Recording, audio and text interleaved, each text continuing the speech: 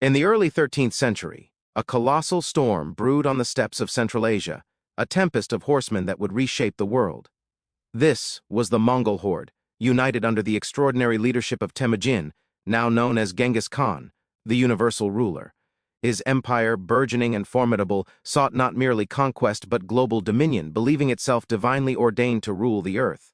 Across the vast plains lay the Khwarezmian Empire, a formidable Islamic power stretching across Persia, Transoxiana, and Afghanistan, from the Caspian Sea to the Indus River. It was an empire of immense wealth, sophisticated culture, and a large, albeit often disunited, army. The collision of these two titans was not inevitable through perpetual war, but rather sparked by a single, catastrophic decision, a blunder that would lead to one of history's most brutal and swift destructions. The year is 1218. Genghis Khan, having consolidated his rule over Mongolia, northern China, and parts of Central Asia, sought secure trade routes and prosperous alliances. He dispatched a caravan of some 450 merchants and over 500 camels, laden with gold, silver, silk, and furs, towards the Khwarezmian Empire.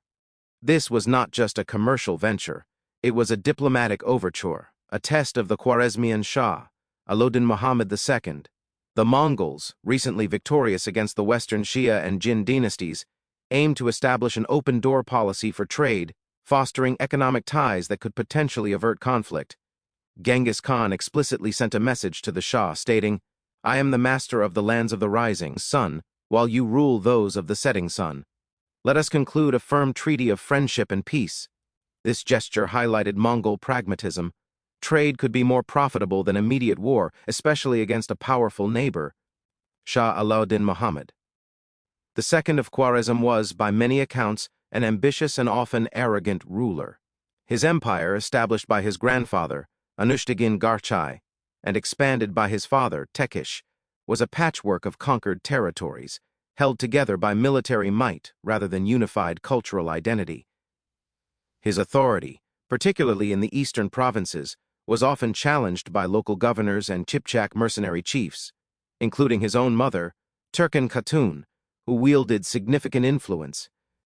The Shah, fresh from victories against the Seljuks and other regional powers, perceived himself as a dominant force in the Islamic world, even challenging the Abbasid Caliph in Baghdad for spiritual leadership. This inflated sense of self-importance blinded him to the true nature of the Mongol threat.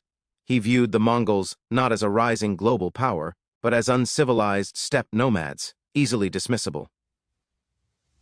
The fateful caravan arrived at Otrar, a strategically vital Khwarezmian border city on the Sir Darya River, in the spring of 1218. In charge of Otrar was Inalchuk, the governor, a maternal uncle of Shah Muhammad. Inalchuk, a man of immense personal greed and reportedly anti-Mongol sentiment, saw the caravan not as diplomatic emissaries but as a lucrative target. He accused the Mongol merchants of being spies. This accusation was almost certainly fabricated, serving as a pretext for plunder. Without specific orders from the Shah, Inalchuk seized the caravan, its goods, and its personnel. All 450 merchants were massacred. Their bodies were reportedly left to rot, and their valuable merchandise confiscated. Only one camel driver managed to escape, making the arduous journey back to Genghis Khan to deliver the horrific news. The destruction of the Otrar caravan was an unparalleled insult and a direct challenge to the Mongol Empire's burgeoning authority. Genghis Khan, known for his cold calculation, but also his fierce loyalty to those under his protection, reportedly entered a period of fasting and prayer in silence for several days, contemplating his response. When he emerged, his decision was clear: vengeance. Initially, however, he offered one more chance for peaceful resolution. He dispatched a small delegation of 3 envoys, 1 Muslim and 2 Mongols, directly to Shah Muhammad, demanding Inalchuk's immediate extradition for punishment. This was a classic Mongol tactic: give the enemy a final opportunity to comply or face the full fury of their wrath. Shah Muhammad's response to this final diplomatic overture was not merely defiant but extraordinarily provocative. He executed the Muslim envoy, humiliatingly burned the beards of the 2 Mongol envoys, and sent them back to Genghis Khan. This act of public mutilation and murder was a declaration of war and an unpardonable breach of diplomatic immunity. It sealed the fate of the Khwarezmian Empire. Genghis Khan now had not only a casus belli, but a moral imperative by his own code to wage total war. He had sought trade and peace. He was met with robbery, murder, and diplomatic insult. The Mongol war machine, sharpened by decades of conquest, was meticulously prepared.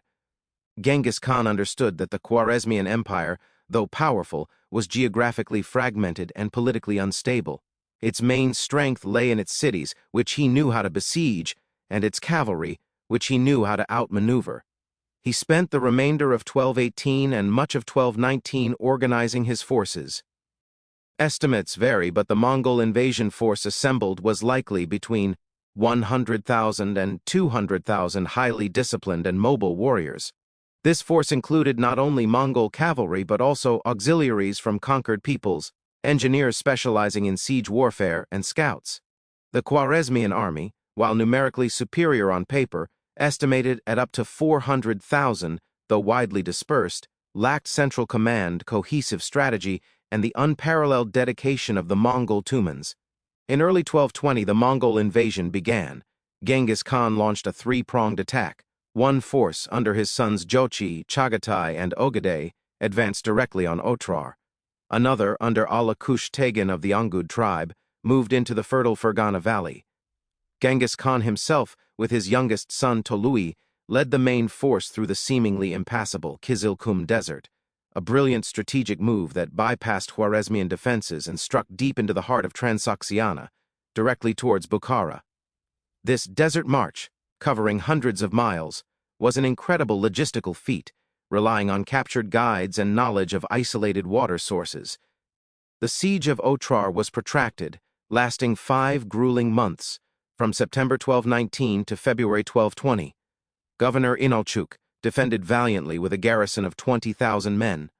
The Mongols brought their advanced siege equipment, including trebuchets, magak in Mongol, capable of launching massive stones and even incendiary projectiles. They also Lloyd captured Chinese engineers to manage these war machines. The resistance was fierce, but eventually the outer walls were breached. A contingent of 10,000 Khwarezmian troops, led by Karajar Hajib, deserted during the siege, reducing the defenders' numbers. Inalchuk and his remaining soldiers retreated to the citadel, fighting to the last man. When the citadel finally fell, Inalchuk was captured and reportedly executed by having molten silver poured into his eyes and ears, a grim retribution for his greed. The city was systematically plundered and destroyed, its population massacred or enslaved. Meanwhile, Genghis Khan's main force descended upon Bukhara, one of the greatest intellectual and cultural centers of the Islamic world. The city's 20,000-man garrison was composed largely of allied Turkic mercenaries who eventually deserted after only a few days of fighting outside the city walls. The city's ulama, religious scholars, and notables, facing overwhelming odds and internal division, opened the gates to Genghis Khan in February 1220. Genghis Khan entered the city and, to the astonishment of the populace, rode his horse into the main mosque. There, he declared that he was the scourge of God, sent to punish them for their sins. The city's valuable treasures were seized, its artisans and scholars often spared for exploitation in the Mongol Empire, while the rest of the population was driven out. The city was then systematically burned. Accounts describe the horror. Libraries and mosques turned to ashes, countless lives extinguished. The Shah, Muhammad II, had made a critical strategic error. Instead of concentrating his forces to meet the Mongol threat in open battle, which might have been a formidable challenge for the Mongols, he dispersed his army across various cities, effectively allowing the Mongols to defeat them piecemeal. His reasoning was perhaps to protect these important urban centers, but it stripped him of the numerical advantage he might have possessed. More critically, he ordered his finest cavalry, often his Chipchak contingent, to remain loyal to their individual city governors rather than forming a unified field army under his direct command. This reflected the internal tensions and lack of trust within his own empire. Samarkand, the Khwarezmian capital, was the next major target. Located east of Bukhara, it was a city of immense splendor and strategic importance. Shah Muhammad fled to Balkh. Then, further west, leaving its defense to a garrison of an estimated 110,000 men, though this number is likely an exaggeration, more realistically perhaps 50,000 to 60,000. The siege began in March 1220. After only a few days, the city's Persian inhabitants, weary of their Turkish Chipchak overlords and facing the Mongol juggernaut, opened the city gates. The Chipchak soldiers fought valiantly for a few more days from the inner citadel, but were eventually overwhelmed and massacred. Samarkand suffered a similar fate to Bukhara: plunder, destruction, and a horrific slaughter of its remaining population. While the major cities of Transoxiana fell, Shah Muhammad was in full retreat, a ghost of his former imperial glory. He moved from one city to another, Nishapur, Mazandaran, trying to raise a fresh army, but his authority was shattered, and confidence in his leadership was gone. Genghis Khan, perceiving Muhammad as the ultimate antagonist, dispatched a special force of 20,000 elite cavalry under his best generals, Subutai and Jibi, with the express mission of hunting down and capturing the fleeing Shah. This pursuit was an epic cavalry ride, a testament to Mongol endurance and tactical brilliance, covering thousands of miles across Persia. Shah Muhammad eventually sought refuge on an island in the Caspian Sea, near the port of Abaskun. Isolated and demoralized, he died there in December 1220, reportedly from pleurisy, a broken man, stripped of his empire, his family, and his dignity. Before his death, he named his eldest son, Jalal al-Din Mingburnu, as his successor, rejecting his mother Turkin Khatun's favored son, Uzla Shah. This last act, though symbolic, was too little, too late. The Mongol devastation was comprehensive. Cities like Urgench, the capital of Khwarezm proper, resisted fiercely for 7 months, 1220 to 1221. Its defenders, estimated at up to 90,000 men, were cut off from the main forces of the crumbling empire. The Mongols, under Yochi, Chagatai, and Ogedei, faced a desperate and skilled offense, compelling them to divert a river to purposefully swamp parts of the city walls, which created breaches. When Urgench finally fell, it endured one of the most horrific massacres in history. The population was rounded up, driven into fields, and systematically slaughtered. Accounts state that each Mongol soldier was ordered to kill 24 people, tallying up to an astonishing number of deaths. The city itself was utterly razed, its buildings dismantled brick by brick, and its site famously sown with barley to prevent its rebuilding. Tolui, Genghis Khan's youngest son, led a separate campaign through Khorasan, the wealthy eastern province of Persia, in 1220 to 1221. Cities such as Merv, Nishapur, and Herat, which initially dared to resist or later rebelled, met with similar, often worse, fates. Merv, the Pearl of the East, was betrayed by a governor seeking to save his life. After surrendering, almost its entire population, estimated at over 1 million people, was butchered by the Mongols. Accounts indicate that only a few thousand skilled artisans were spared and taken captive. Nishapur suffered a particularly brutal fate. After resisting and killing Tolui's son-in-law, Tokuchar, in battle, its inhabitants were marked for total extermination. Upon its fall, the Mongols deliberately sought to leave no single living creature, not even dogs or cats. Tolui's wife, a daughter of Genghis Khan, oversaw the massacre. Herat, initially spared, rebelled after the Mongol army departed. Upon its recapture, the Mongols spent days systematically annihilating its population. The sheer scale of destruction and slaughter is almost unimaginable. Modern historians estimate that the Khwarezmian campaign alone resulted in the deaths of millions, significantly depopulating vast areas of Central Asia and Persia. Many cities that were cultural and economic hubs, like Rey, Hamadan, and Balkh, were decimated. The ancient irrigation systems, critical for agriculture in a dry region, were often destroyed by the Mongols, either through deliberate targeting or neglect, leading to long-term ecological devastation and famine. The economic and cultural vacuum left by the Khwarezmian Empire's collapse would take centuries to recover from, and some regions never fully did culturally. Jalal al-Din Mingburnu, Muhammad's son, proved to be a more capable and charismatic leader than his father. He gathered a new army and inflicted one of the Mongols' few early defeats at the Battle of Parwan in Afghanistan in 1221. This momentary victory, however, only further enraged Genghis Khan, who personally led a renewed Mongol campaign to crush Jalal al-Din. Their final, decisive confrontation occurred at the Battle of the Indus in November 1221.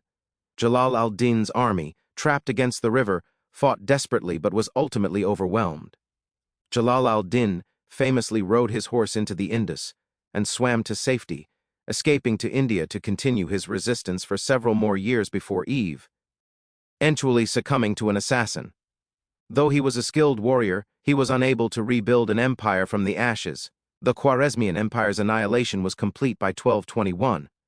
What remained were fragmented remnants, and a land scarred by fire and sword. The fatal decision by Shah Muhammad II, first to allow the massacre of the Mongol caravan at Otrar and then to execute the Mongol envoys, stands as a stark lesson in diplomatic folly and strategic miscalculation. His arrogance, coupled with internal divisions and a failure to comprehend the true nature of the Mongol threat, led directly to the downfall of a powerful and prosperous empire. The Khwarezmian lands would eventually be incorporated into the Mongol Empire, ruled by Chagatai Khanate in the west and Ilkhanate in the east, forever altering the geopolitical and demographic landscape of Central Asia and the Middle East. The legacy of the Mongol invasion remains a complex and often devastating chapter in history. While the destruction was immense, it also inadvertently facilitated the movement of knowledge, technology, and goods across Eurasia under the Pax Mongolica that followed. Yet, for the people of the Khwarezmian Empire, the tale was one of unparalleled trauma, a direct consequence of a ruler's fatal decision that invited the wrath of the world's greatest conqueror, Genghis Khan. The Otrar incident, seemingly a small border dispute, escalated rapidly into a total war that obliterated an entire civilization, serving as a chilling reminder of how pride and misjudgment can have catastrophic consequences on a global scale.